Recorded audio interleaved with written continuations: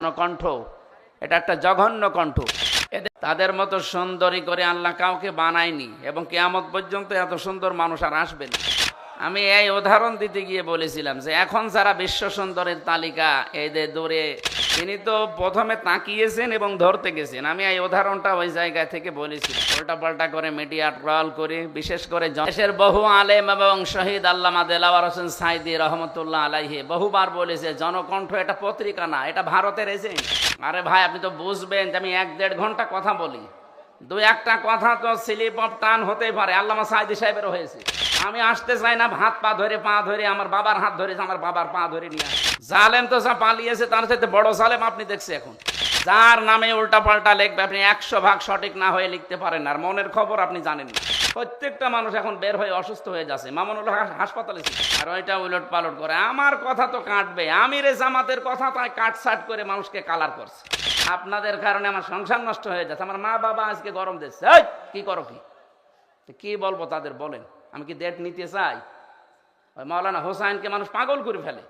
আমার ছবি পেছনে লাগিয়ে কম্পিউটারের মাধ্যমে ওরা মানুষের কাছে টাকা নিচ্ছে যে হুজুর ডেট দিচ্ছে, অথচ আমার ডেট খালি নেই, সারা দেশ জানে। ভাই প্রতিদিন আমার মনে হয় 200 লোকের নাস্তা করানো লাগে, আমি পাগল হয়ে যাবো না? অথচ যাওয়ার সময় তো কিছু নিয়ে যায় না। আমি আশা করছি আর যেন না আমার বাড়ি, আমি মাপ চাচ্ছি ভাই, আর কেউ গেলে কিছু নিয়ে যে। আর ফল কাটার জন্য 2 জন লোক না, আমার শাশুড়ি আর আমার মা পাগল হয়ে গেল। কিছু তথ্য বলার সময় হয়তো উদাহরণ দিতে গিয়ে এমন এমন কিছু এসে যায় যেটা আসলে বলা ঠিক না। এই যে একজন নায়িকার নাম সেদিন মনে হয় পাবনা না কোথায় যেন, হযরতে হাওয়া আলাইহিস সালাম, তার চেহারার যে বর্ণনা আল্লাহ কোরআনে কারিমে দিয়েছেন, তাফসীরের ভেতরে পড়েছি, তারা বিশ্ব সুন্দরী ছিল। তাদেরকে বলা যায় হযরতে জুলাইখা, ইব্রাহিম নবীর বড় স্ত্রী হযরতে সারা রাদিয়াল্লাহু তাআলা আনহা এবং নবীজির মেয়ে ফাতেমাতুজ জোহরা, তারা এই পৃথিবীতে সুন্দরী ছিল না? তাদের মতো সুন্দরী করে আল্লাহ কাউকে বানায়নি এবং কিয়ামত পর্যন্ত এত সুন্দর মানুষ আর আসবে না। কিন্তু তারা কি আমাদের মতো এভাবে রূপ সৌন্দর্য প্রদর্শন করে বেরিয়েছে? আমি এই উদাহরণ দিতে গিয়ে বলেছিলাম যে এখন যারা বিশ্ব সুন্দরের তালিকা এই যে দৌড়ে, কি ফিশান নাকি নাম, রশ্মিকা, এগুলো আমি পড়েছিলাম। যুগান্তর পত্রিকায় দেয় মাঝে মাঝে, পেপার পত্রিকা পড়ে দেখেছি যে এদেরও তালিকা আসে, এদের যে চেহারা দেওয়া থাকে, কোথায় হযরতে হাওয়া আলাইহিস সালাম আর কোথায় এই নায়িকা। ওদের তুলনায় তো কিয়ামত পর্যন্ত কেউ এরকম সুন্দরী আল্লাহ পাঠাবে না। এদের দেখেই মানুষ পাগল হয়ে যাচ্ছে এখন। হযরতে হাওয়া আলাইহিস সালামকে আদম আলাইহিস সালাম দেখেছিলেন সর্বপ্রথম, তিনি তো প্রথমে তাকিয়েছেন এবং ধরতে গেছেন। আমি এই উদাহরণটা ওই জায়গা থেকে বলেছিলাম। তারা আগে নেই পরে নেই, উল্টা পাল্টা করে মিডিয়া ট্রল করে, বিশেষ করে জনকণ্ঠ, এটা একটা জঘন্য কণ্ঠ। এদেশের বহু আলেম এবং শহীদ আল্লামা দেলাওয়ার হোসেন সাইদি রহমতুল্লাহ আলাইহি বহুবার বলেছে জনকণ্ঠ এটা পত্রিকা না, এটা ভারতের এজেন্ট। আপনারা এই পত্রিকা কেনেন কোন কারণে? এটা কিনলেও বাচ্চাদের টয়লেট পরিষ্কার করার জন্য কিনবেন। কারণ যত রকমের আগে নেই পরে নেই, মাঝখান থেকে একটা কথা জুড়িয়ে মানুষকে কালার করে, এরা মানুষের চরিত্র হনন করে। আর পৃথিবীতে সবচাইতে বড় গুনাহ এটা। কিছু মানুষ বুঝে না বুঝে ফেসবুকের মাধ্যমে কিছু আলেম নামে জালেম, এরা আন্দাজে এক কথা আমার নামে লাগিয়ে দিল। আরে ভাই, আপনি তো বুঝবেন যে আমি 1-1.5 ঘন্টা কথা বলি, দু একটা কথা তো স্লিপ অফ টান হতেই পারে। আল্লামা সাইদি সাহেবেরও হয়েছে। কোন বুজুর্গ কথা বলতে বলেন তো 1-1.5 ঘন্টা, দেখি ওর 10টা ভুল ধরতে পারি কিনা দেন।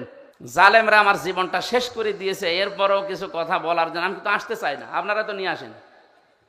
ডাক্তার আমারে বলছে রাত 10টার পরে জেগে থাকবেন না, আপনার কিন্তু আবার ওই অবস্থা হয়ে যাবে।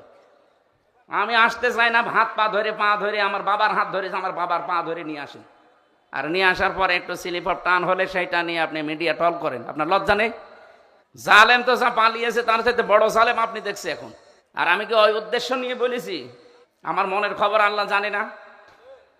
আরবিতে সেই উলঙ্গ মহিলাকে আমার সামনে লাগিয়ে দিয়ে বলছে হুজুরের সাথে বিয়ে করবে। মানুষের মানে কমন সেন্স কোথায় গেছে? বিবেক মনে হয় মরে গেছে। আমরা বাঁচি না, দেশ নিয়ে চিন্তা করছি কি অবস্থা দাঁড়িয়েছে এখন। আর শয়তান আছে মানুষের পেছনে লাগানি। মানুষের দোষ ত্রুটি যারা বর্ণনা করে বেড়ায়, খালি মানুষের দোষ ত্রুটি যারা অনুসন্ধান করে বেড়ায়, আপনি মনে করবেন এগুলো একটা অমানুষ। এতে জন্মের সমস্যা, সেগুলো যারও সন্তান। ফেসবুকে যারাই দেখবেন যার তার নামে উল্টাপাল্টা কিছু লেখে, সে যার নামেই হোক, যার নামে উল্টাপাল্টা লিখবে, আপনি 100 ভাগ সঠিক না হয়ে লিখতে পারেন না, আর মনের খবর আপনি জানেন না। কথা বলেন না কেন? এই জন্য সাবধান হবেন, কারণ আপনার সব কথা কিন্তু রেকর্ড হচ্ছে। আমি হয়তো কিয়ামতে বেঁচে যাবো, আপনার ধরা খাবেন, আমার কি ক্ষতি হবে? কিছুই হবে না। 10টা মাহফিল বন্ধ হয়ে গেলে, এ দেশ বন্ধ হয়ে গেল, বা পৃথিবী নেই, আল্লাহর দুনিয়া ছোট নাকি? মানুষের পেছনে এই জঘন্য কণ্ঠ, জনকণ্ঠ আর কেউ কিনবেন না মুসলমানেরা। যদি কেউ 10 টাকা 8টা দিয়ে কেনে, এই টাকাগুলো মনে করবেন পানিতে ফেললাম, যখন বাচ্চাদের টয়লেট পরিষ্কার করবে। এগুলো ভারতের এজেন্ট। শেষ করে ফেললে প্রতিবেশী নামে এই কলঙ্ক যারা মসজিদগুলো ভেঙে ভেঙে এখন মন্দির বানাচ্ছে। আবার বলছে আজমির শরীফও নাকি 1000 বছর আগে এখানে মন্দির ছিল। ভারতের এই যে কয়েকটা সাংবাদিক বের হয়েছে টিভিতে, কলকাতার এই যে ময়ূর রঞ্জন নাকি নাম যেন, এ কি মানুষের ভেতরে পড়ে? এরে মনে হয় বাবা 15-16টা বাবা হবে। তাছাড়া এত খারাপ সন্তান তো দুনিয়া জন্ম দেওয়ার কথা না। যা শুরু করেছে এদের এই মিডিয়াগুলো, নুন আল কলামি ওয়া মা ইয়াসতুরুন। আল্লাহ তাআলা বলে সাবধান, আমি কিন্তু কলমের কসম করলাম, এবং কলম দিয়ে মানুষ যা লেখে এইটারও কসম দিলাম। আপনি হয়তো থাকবেন না, আমিও আর 50 বছর পরে থাকবো না, কিন্তু এইটা থেকে যাবে। আপনার এই মিথ্যা তথ্য তামাম দুনিয়ায় ছড়াবে, যত ছড়াবে ওটা যদি সত্যিই মিথ্যা হয়, আপনি কবরে বসে বসে বাঁশ খাবেন। তখন কে দেখবে আপনাকে? আপনাকে আমি বাঁচাতে চাই, উল্টাপাল্টা কিছু করবেন না। যে যা করছে তার জবাব সে দেবে, আপনি তার পেছনে লাগবেন কোন কারণে? আমার যে শরীরের কন্ডিশন দেখতে পাচ্ছেন না, 3 বছর ওরা কি খাওয়িয়েছে আপনি জানেন? প্রত্যেকটা মানুষ এখন বের হয়ে অসুস্থ হয়ে যাচ্ছে। মামুনুল হক হাসপাতালে ছিল, আমি 10-11 দিন পড়েছিলাম হাসপাতালে। আমার সেন্সই ছিল না যে আমি আসি কিনা।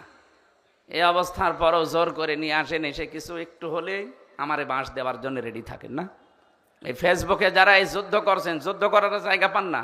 আশা করছে আপনারা থামবেন, যদি না থামেন, আমরা মজলুম মানুষ, মজলুমের দোয়া কবুল হয়, এটা নবীজির হাদিস। বরদোয়া তো দিতে চায় না, মন থেকে চলে আসে আপনাদের কাজ কারবারে। তামাম দুনিয়া জানে না যে এদেশে 15.5 বছর আলেমরা সব মজলুম ছিল, কিছু 5 আনা গোলাম ছিল, তাদের নাই জান্নাত ছিল, আর আমরা তো ছিলাম জাহান্নামে। আশা করছি এগুলো থামবে। এরপরও যদি কেউ না থামে, আমার মনের খবর আল্লাহ জানে। আমি কেন ওই উদাহরণটা ওই জায়গায় সেট করেছিলাম, হাওয়া আলাইহিস সালাম, হযরতে নবীর ছোট মেয়ে ফাতিমাতুজ জোহরা, তারা ছিল বিশ্ব সুন্দরী, তারা এভাবে বেপরদা হয়ে বেড়ায়নি। আর এখন একটু চেহারা সুন্দর হলেই মানুষকে দেখায় যে আমার বউ কেমন সুন্দর দেখো। এই জায়গায় বলতে গিয়ে যারা বিশ্ব সুন্দরী এখন তালিকা করে, তাদের এই দূরে ফ্যাশন, এই রশ্মিকা কি নাম, ও সাঁতা তো কোথায় বাড়ি আমি তাও জানি না, খালি পড়েছি এতটুকু। আর ওইটা উলট পালট করে। আমার কথা তো কাটবে, আমির জামাতের কথা তাই কাটসাট করে মানুষকে কালার করছে, আর আমি তো ছোট মানুষ। এই জন্য আগামী থেকে আমি আপনাদের হাতে পায়ে ধরে বলছি, যে কয়টা ডেট আমার শরীরে কোলায়, অন্তত এক জেলায় 2-3টা করি, এর বেশি তো পারার কথা না। 64টা জেলা, 630টা থানা, আপনি টের পাচ্ছেন? প্রত্যেক থানায় যদি একবার করে যাওয়া লাগে, মাসে বছরে কয়টা মাহফিল হয়? না 6 মাস হইল 300টার ভেতরে 150টা মাহফিল হয়, 630টা থানা, কোথায় যাওয়া যায়? আর আজকে আমার বাবা মা বউ মেয়ে সব রাগ করছে যে এটাই করে বেড়াকে যান। তা আমি কারে বোঝ দেবো? এখানে আসলে আপনাদেরও মন পায় না, হুজুর দেরি করে আসে। আরে ভাই, আপনি আমার জায়গা থাকলে টের পেতেন। আপনাদের কারণে আমার সংসার নষ্ট হয়ে যাচ্ছে, আমার মা বাবা আজকে গরম দিচ্ছে। এই কি করো কি বলবো তাদের বলেন? আমি কি ডেট নিতে চাই? ওই মাওলানা হোসাইনকে মানুষ পাগল করে ফেলে। আমি আবার বলছি, আপনার হাতে পায়ে ধরে আন্দাজে ভুল বুঝবেন না। আর কিছু মানুষ প্রতারণার শিকার হচ্ছেন। এই শেষের 16 একটা নাম্বার আছে, এটা এক হিন্দুর নাম্বার, নয়ন দাস। এই শয়তান কিছু মুসলমান মিডিয়ার সাথে হাত করে আমার ছবি পেছনে লাগিয়ে কম্পিউটারের মাধ্যমে ওরা মানুষের কাছে টাকা নিচ্ছে যে হুজুর ডেট দিচ্ছে, অথচ আমার ডেট খালি নেই, সারা দেশ জানে। এই কিছু মানুষ অজ্ঞ আবেগে টাকা দিচ্ছে, 10,000 5,000 করে দিয়ে ধরা খাচ্ছে। পোস্টার ছাপিয়ে বলছে আমাদের পোস্টার হয়ে গেছে, আপনি আসেন। আসবো মানে? আমার ওই দিন মাহফিল চট্টগ্রাম, আর আপনি দিয়েছেন সিলেটে, আমি যাবো কি করে? আর আপনার মাহফিল আমি জানিই না। এই জন্য আমি আবার আহ্বান করছি, এই 16 নাম্বারটা যদি ধরতে পারেন কেউ, ওরে পিটিয়ে মেরে ফেলবে, এতে যা হয় আমি দেখব। এই শয়তানের কারণে সারা দেশ থেকে মানে মুসিবতের শেষ নেই, মানুষও ধোকা খাচ্ছে। এই যে এতগুলো মানুষ এখন যদি ধোকা খেত, আমারে যদি দাওয়াত না দিতে বলতো, 16 নাম্বার প্রতারকের কাছে, আর 70, এই দুইটা, এটা রবি নাম্বার, শেষের 16 একটা, শেষের 70 একটা। এরা বিভিন্ন জায়গা থেকে কম্পিউটারে খুব পারদর্শী, বিভিন্ন জায়গায় আমার ছবি এখানে পেছনে লাগিয়ে বসে মুখ নড়াচ্ছে।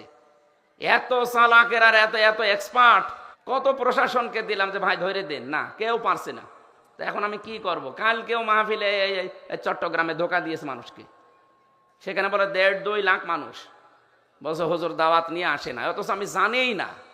ওই 16 নম্বরে ধোকা খেয়েছে, এই ময়মনসিংহ সেদিন ধোকা খেয়েছে, সিরাজগঞ্জ গোল চত্বরে ধোকা খেয়েছে, কিচ্ছু জানি না। এরা আন্দাজে মানুষ জমা করছে, আর নাম শুনলেই তো এখানে 1-1.5 লাখ মানুষ হয়ে যায়। আমার মনে হয় এদের সাথে কেউ জড়িত আছে। তাছাড়া ও হিন্দু মানুষ।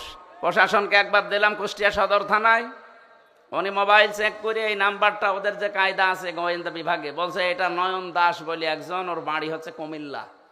তো ধরা যাচ্ছে না, কি করব আমি? কাউকে একটা টাকাও দেবেন না আমার নামে, একটা টাকা না, 4 আনা পয়সাও দেবেন না। আমার বাবাও যদি বলে যে আমার বাবা কথা বলছে, না, কাউকে টাকা দেবেন না, সে যেই হোক। আমি আবার বলছি, যদি আমার ছবিও দেখায় পেছনে ভিডিও, যে কথা বলেন না, বলবেন ধোকা। দরকার হয় বাড়ি যেয়ে যেটা ফাঁকা আছে নিয়ে আসবেন, কাউকে টাকা দেবেন না। আমি আবার বলছি, কাউকে টাকা দেবেন না। আজকেও 2 জন ধোকা খেয়েছে, 20-40 হাজার টাকা দিয়েছে ওই শয়তানকে, অথচ আমি কিচ্ছু জানি না। আমার যে কি রাগ ওর ওপরে, সত্যি যদি আমি আল্লাহর নাম নিয়ে বলছি ওরা ধরতে পারি, আমরা জবাই করে ফের জেলে যাব। ও যা ক্ষতি করছে আমার একা না, আপনাদেরও। আর যে কত টাকা নিয়েছে, 5,000 10,000 করে মানুষের কাছে সারা দেশ থেকে। ওরা আমি সত্যি যদি কেউ ধরিয়ে দিতে পারেন, আমি 1 লক্ষ টাকা আপনাকে দেবো, 1 লাখ টাকা দেবো। আর আমি ধরতে বললে তো সরাসরি 3 বার জবাই করে আমি ফের জেলে যাই বসে থাকবো। জান, আমার কপালে যা আছে হবে। শেষ হলো রবি নাম্বার 018, এরপরে কত কত আছে, শেষে 16, এরপরে 018 কত কত আছে মাঝখানে, শেষে 70। এই 2টা নাম্বারে সারা দেশ থেকে ধোকাবাজি করছে। আমি আল্লাহ রাস্তায় আপনাদেরকে সতর্ক করছি, ভাই আমার আর জ্বালাতন করেন না। এরকম প্রতিদিন 8-10 গ্রুপ আমার বাড়ি যায়। এমনি আমি গরিব মানুষ, আমার বাবারে জ্বালায়, আমার মারে জ্বালায়, আমার বউরে জ্বালায়, আমার শ্বশুরের হাত চেপে চেপে ধরে, এই দেখেন পোস্টার করেছি, অথচ আমরা কিচ্ছু জানি না। এই ধোকা দিয়ে দিয়ে সারা দেশ, বলেন তো 630টা থানা, অন্তত 600 থানা থেকে যদি মানুষ যায়, তো একটা মানুষ মারে, আর নাস্তা আমি কোথায় পাবো? হ্যাঁ ভাই, প্রতিদিন আমার মনে হয় 200 লোকের নাস্তা করানো লাগে, আমি পাগল হয়ে যাবো না? অথচ যাওয়ার সময় তো কিছু নিয়ে যায় না। কোথায় আসছে সেই কক্সবাজার থেকে, সে ময়মনসিংহ থেকে কুষ্টিয়ায়, সকালবেলা যেয়ে বসে আছে। আমি আশা করছি আর যেন না আমার বাড়ি, আমি মাপ চাচ্ছি ভাই, আর কেউ গেলে কিছু নিয়ে যে একেবারে খালি হাতে চলে যান। আপনারও তো লজ্জা শরম থাকা দরকার যে হুজুর এত ফল পাবে কোথায়। আর ফল কাটার জন্য 2 জন লোক না, আমার শাশুড়ি আর আমার মা পাগল হয়ে গেল, বলছে তুমি এসব বাদ দাও। কেউ যেন এরকম ধোকা খাবেন না। 16 নাম্বার আর 70 নাম্বার শেষে। আল্লাহ তুমি আমাকে আর আমাদেরকে সতর্ক হওয়ার তৌফিক দাও, আমিন। এখন এই যে শিবিরের কেন্দ্রীয় সভাপতি জোর করে, আজকে জোর করে ওনার নাটোরে এই যে বনপাড়া বড়াই গ্রাম, এখন এখানে নিয়ে যেয়ে মাগরিবের পরে তুলবে। আবার সিরাজগঞ্জের এই যে বেলকুচিতে আসা লাগবে রাত 9টায়। বলেন আমি কি মেশিং কি? আর আপনারা যে দূর থেকে আন্দাজে ধারণা করেন, ওনার টাকা লাগে কথা, আপনি কয় টাকা দেন? আপনি যে টাকা দেন, এই যে আজকেও আমার গাড়িটা সারতে 1.5 লাখ টাকা লাগলো, 1.5 লাখ। ওর কাগজ করতে 75,000 টাকা লাগবে, ড্রাইভারের প্রতি মাসে 20-25 হাজার টাকা দেওয়া লাগে। তা টাকা কি করবো না? একটা মাদ্রাসা বানানোর এই করছিলাম, 3 কোটি টাকা লাগবে, টাকা নেই। এই জন্য আমার দূর থেকে যারা আন্দাজে ধারণা করে গালিগালাজ করেন যে দুনিয়াদার হুজুর, আপনি আমার মনের খবর জানেন, আমি দুনিয়াদার কি আখেরাতদার? আপনি নিজের হিসাব করেন ভাই। আল্লাহ তুমি আমাকে অন্তত এই ষড়যন্ত্র থেকে বাঁচাও। হাফিজুর ভাই বলছিল না যে আসলেও ষড়যন্ত্র চলছে, আর এটা বিভিন্ন রাম আর বামরা বিভিন্ন আলেমের নাম জালেম দিয়ে এদেরকে করাচ্ছে যে এদের পেছনে লাগো। এখন তো আর কেউ নেই কথা বলার মতো, 2-1 জন যা কথা বলছে এদেরকে যেন কথা বলতে না দেয়। এটা ভারতের একটা চক্রান্ত।